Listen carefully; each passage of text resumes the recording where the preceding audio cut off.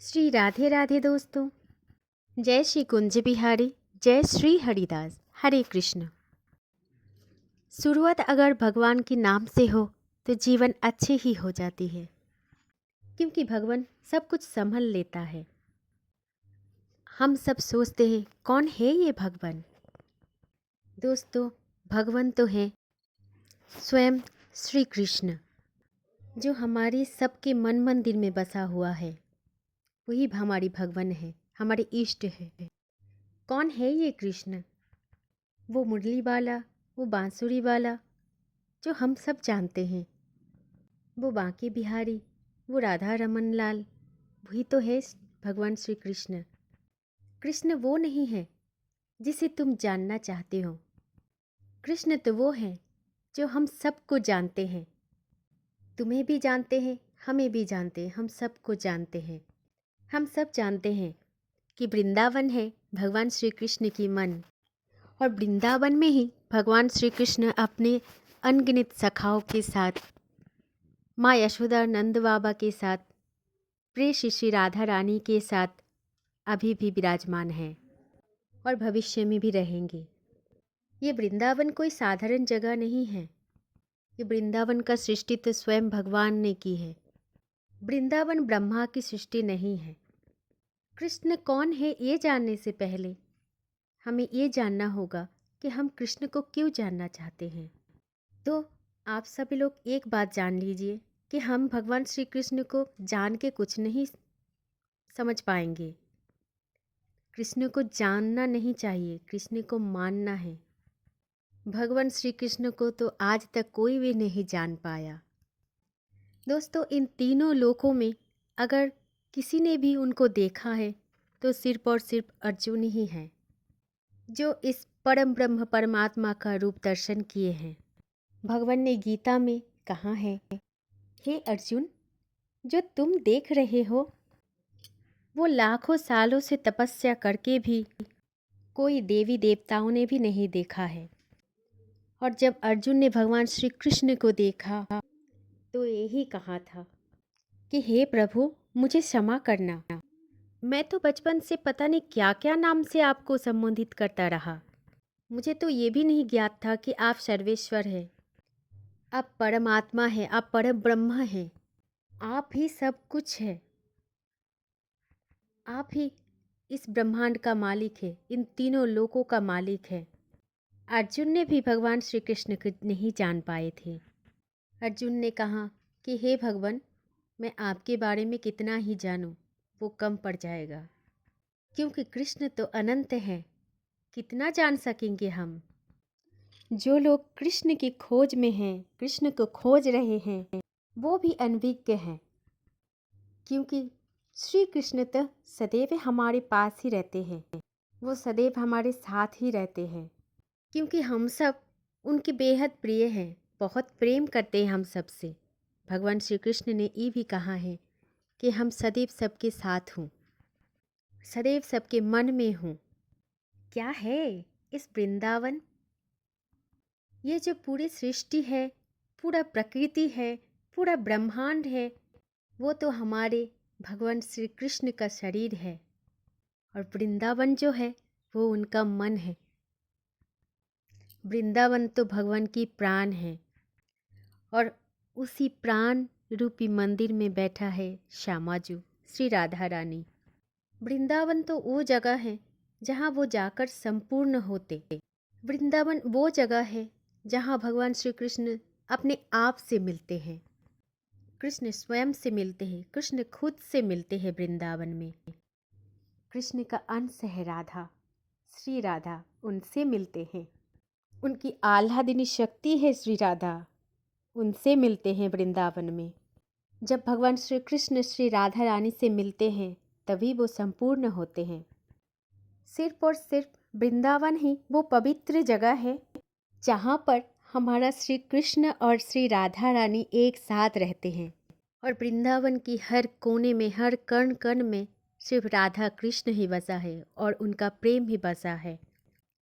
वृंदावन के हर एक फूल में, हर एक पत्ते में, हर एक रेत में, जमुना नदी किनारे में, हर जगह पर सिर्फ राधा और कृष्ण ही है।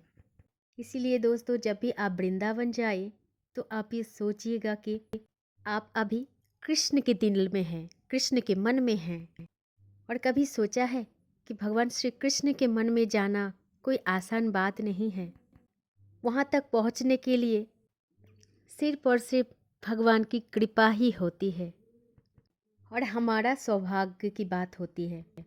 आप भगवान के पैरों को छू कर नमन करते हैं। हर रोज़ भगवान से प्रार्थना कर सकते हैं, भगवान से बातें भी कर सकते हैं, लेकिन भगवान के दिल में बस जाना आसान बात नहीं है। और इसीलिए तो समुद्र शास्त्र में ये भी कहा गया है कि कई जन्मों की तपस्या के बाद हम सबको वृंदावन जाने का सौभाग्य मिलते हैं। वृंदावन में आने के लिए सभी देवता और सभी देवियों भी भगवान की कृपा प्राप्त होते हैं। इसीलिए जब भी आप सब वृंदावन जाओ, अपने आप को बेहद सौभाग्यशाली समझना, क्योंकि ये उनकी मन है और हम जहाँ पे जाते हैं वो उनके मन में जाते हैं। तो भगवान की मन तक जाना कोई आसान बात नहीं होता है। वृंदावन जाकर आपके मन में कोई प्रश्न भी होना नहीं चाहिए। जितने भी प्रश्न होते हैं सब कुछ खत्म हो जाते हैं। ये तो पूरा यकीन से कह सकती हूँ, जो भी बिहारी जिसे मिल जाते हैं, बाकी बिहारी जी को देख के वो निशब्द हो जाता है। मन में ऐसा अनुभूति होता है कि हम मन के अंदर छुपी भगवान से बात कर रहे हैं, जो हमेशा हमारे शरीर में बसते हैं। ऐसा लगता है कि हम उनके मन में चले गए और उनसे जी भर के प्रार्थना कर रहे हैं, उनको जी भर के देख रहे हैं।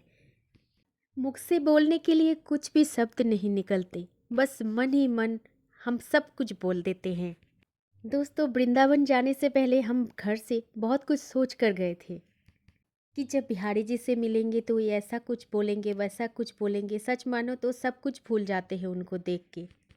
बिहारी जी से ऐसे बातें करेंगे, बिहारी जी से ये बातें करेंगे, वो बातें करेंगे, मानो मन में कितना कुछ प्रश्न चल रहा था। लेकिन वहाँ जाकर उनको स्वरूप को देखकर हम निःशब्द हो ही जाते हैं और हम मोहित हो जाते हैं हमारे मोहन को देखकर। हमारे मन को चुप्पी का, निःशब्द हो जाने का एक कारण भी है।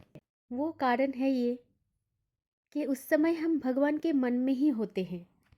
जैसे हर समय भगवान हमारे मन में विराजमान होते हैं, वैसे ही हम जब वृंदावन जाते हैं तो उनके मन में पहुंच जाते हैं। और वो तो भगवान हैं, उन्हें सब कुछ पता है, इसलिए मुख से कुछ भी बोलने की ज़रूरत नहीं है। बस उनको देख के आँखों से बेहद अश्रुधारा आते हैं। वो भी ये सोचकर ही आते हैं कि नाथ, आप इतने दिन हमें क्यों प्रतीक्षा करवाया। जो भी व्यक्ति वृंदावन जाते हैं वो उनके ही होकर रह जाते हैं, और जो कुछ भी बहता है वो है हमारी प्रेम ठाकुर जी के लिए, क्योंकि वृंदावन तो है ही प्रेम की जगह। आप अगर कभी वृंदावन गए हुए हो तो वृंदावन की जहाँ से शुरुआत होती है वहाँ पे लिखा है मेरो वृंदावन। हम सबकी है वृंदावन, हम सबकी है बिहारी जी, क्योंकि इस ब्रह्मांड में एक वहीं पर ही हम बोल सकते हैं मेरे बांके बिहारी लाल, मेरे राधा रमन लाल, मेरे वृंदावन।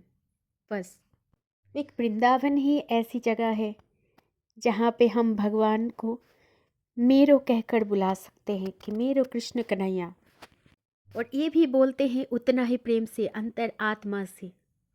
ये प्रेम नहीं तो और क्या है, ये बिहारी जी की महिमा नहीं तो और क्या है।